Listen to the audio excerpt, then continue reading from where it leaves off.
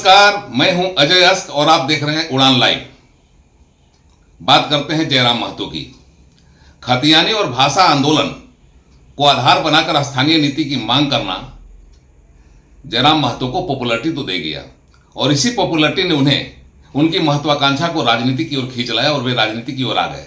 लेकिन राजनीति में कदम रखते ही किस तरह का संकट उनके सामने आया है, यह उनके लिए भी काफ़ी गंभीर हो गया है।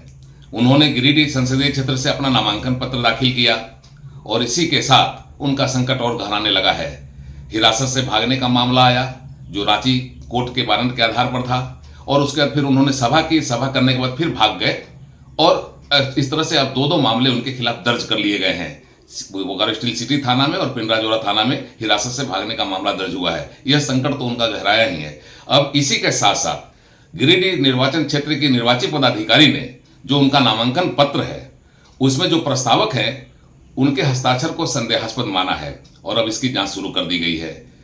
जयराम महतो से कारण जानने के लिए जब फोन किया गया उन्होंने फोन नहीं उठाया।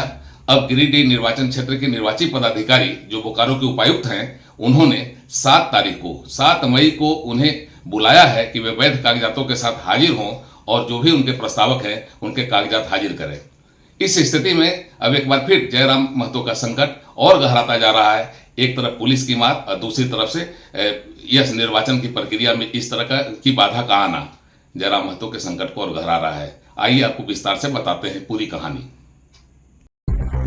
झारखंड में भाषा आंदोलन और स्थानीय नीति आंदोलन से उपजे युवा नेता जयराम महतो का चुनावी राजनीति में कदम रखना उनके लिए संकट गहराने वाला साबित हुआ है। गिरिडीह लोकसभा क्षेत्र से किस्मत आजमाने के लिए मैदान में उतरने का काफी पहले ही ऐलान करने वाले जयराम महतो ने बहुत तामझाम से अपना नामांकन किया। नामांकन के लिए उनके साथ आई भारी भीड़ जयराम की लोकप्रियता बतला रही थी, लेकिन नामांकन के साथ ही उनका इलेक्टोरल पॉलिटिक्स लड़ने की इच्छा पर ग्रहण लगने लगा। उन्होंने गिरिडीह के निर्वाची पदाधिकारी सह बोकारो के उपायुक्त विजया जाधव के समक्ष नामांकन पर्चा भरा और जैसे ही वापस लौटे राजनीति के संकट से सामना होने लगा।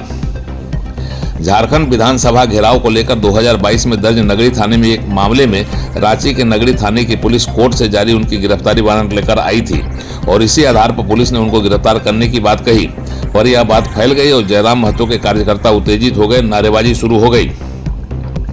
समाहरणालय के गेट जाम करने की कोशिश की गई,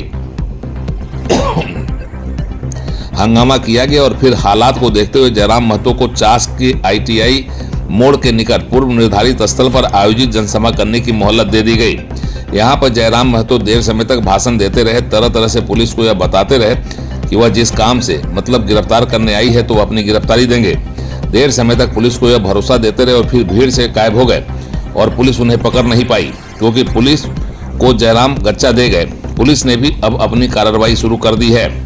उसने पहले सिटी थाने में जयराम के भगा देने का मामला दर्ज कराते हुए जयराम और 10 अन्य लोगों जयराम महतो, रिजवान अंसारी, मनोज यादव, देवेंद्र महतो, मदन महतो, संजय महतो, फरजान खान, मोतीलाल महतो, दीपक रवानी, बबलू महतो और रितेश महतो को नामजद करते हुए भारतीय दंड विधान की धारा 147, 149, 114, 224, 225, 353, 332 और 188 के तहत मामला दर्ज कराया। पुलिस कस्टडी से फरार होने और सरकारी काम में बाधा डालने के आरोप में दर्ज कराई गई शिकायत में नगरी थाना के सब इंस्पेक्टर नीतीश कुमार ने अन्य अज्ञात लोगों को भी मामले में लपेटा है। इसके बाद police sub inspector Ritesh Mahato ने चास से फरार हो जाने वाले मामले में जयराम समेत अन्य 11 लोगों को नामजद करते हुए एक अन्य प्राथमिकी पिंडराजोरा थाने में भी दर्ज कराई है। इस प्राथमिकी में भी आरोप लगाया गया है कि जयराम महतो ने खुद को और उनको भगाने में पुलिस कस्टडी से कई लोगों ने अपना काम किया और सरकारी काम में बाधा पहुंचाई। जयराम के नामांकन के दिन चले हाई वोल्टेज ड्रामा, हंगामा और नाटक के बीच पुलिस की भद्द पिटती रही और जयराम समर्थक मस्ती दिखाते रहे।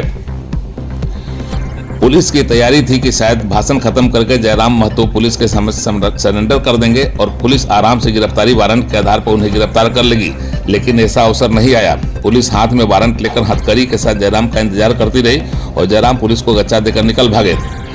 पुलिस को इस पर गुस्सा आया और उसने पुलिस कस्टडी से भगा देने का एक और मामला दर्ज करा दिया। आम लोगों को यह समझ में नहीं आ रही कि जब पुलिस कस्टडी से सिटी थाना से जयराम महतो फरार हो गए तो फिर दोबारा उसी दिन फरार होने का दूसरा मामला दर्ज कैसे हुआ, और जब पुलिस कस्टडी से पहली बार जयराम निकल लिए तो फिर उन्हें सभा करने की इजाजत कैसे दी गई। कानून के तौर पर जो मुजरिम है उसे मनमानी करने की छूट कैसे मिली, और फिर एक ही अपराध कर्मी और उसके समर्थक एक ही दिन में दो बार पुलिस कस्टडी से फरार हो जाने का अपराध कैसे करते रहे। पुलिस इतनी पंगु कैसे बनी रही, पुलिस कैसे अपराध कर्मियों की मनमानी बर्दाश्त करती रही। बहरहाल जयराम महतो के खिलाफ उनके फरार होने का दो मामला दर्ज हो गया है और उनके कई समर्थक गिरफ्तार भी हो गए हैं। नामांकन के दौरान गिरफ्तारी से बचने बचाने के क्रम में जयराम के खिलाफ 2 और मामले दर्ज हो गए हैं और इससे उनका संकट बढ़ा है। लेकिन इससे भी ज्यादा उन पर संकट का बादल तब और गहरा गया जब बोकारो की उपायुक्त और जिला निर्वाचन पदाधिकारी ने समाचार पत्रों में एक नोटिस जारी कर जयराम से कहा है कि उन्होंने जो अपना नामांकन पर्चा दाखिल किया है उसमें प्रस्तावक के हस्ताक्षर संदेहास्पद हो गए हैं और इस बाबत टेलीफोन पर संपर्क करने पर आपकी ओर से कोई जवाब नहीं दिया गया है। निर्वाची पदाधिकारी गिरिडीह निर्वाचन क्षेत्र और उपायुक्त बोकारो ने इस नोटिस के जरिए जयराम महतो के प्रस्तावकों के कागजातों की जांच करने, उनकी वैधता को जांचने के लिए आगामी 7 मई को अपने कार्यालय में बुलाया है। एक तरफ पुलिस मुस्तैदी से जयराम के पीछे पड़ी हुई है और दूसरी तरफ जिला निर्वाचन पदाधिकारी की तरफ से सार्वजनिक सूचना अखबारों में देकर जयराम महतो के चुनावी संघर्ष को बड़ा झटका दिया गया है। जिस तरह की संभावना व्यक्त की जा रही है, अगर निर्वाची पदाधिकारी को लगता है कि प्रस्तावक की अन्य सूचनाएं संदेहास्पद है, तब इस स्थिति में अगर कोई फैसला हुआ तो जयराम के चुनाव लड़ने की लालसा धरी की धरी रह सकती है और उनकी परेशानी और बढ़ सकती है। फिलहाल जयराम महतो ने नामांकन करते वक्त अपनी ताकत दिखाकर विरोधियों की नींद हराम कर दी थी। अब कानूनी पचड़ा में पड़कर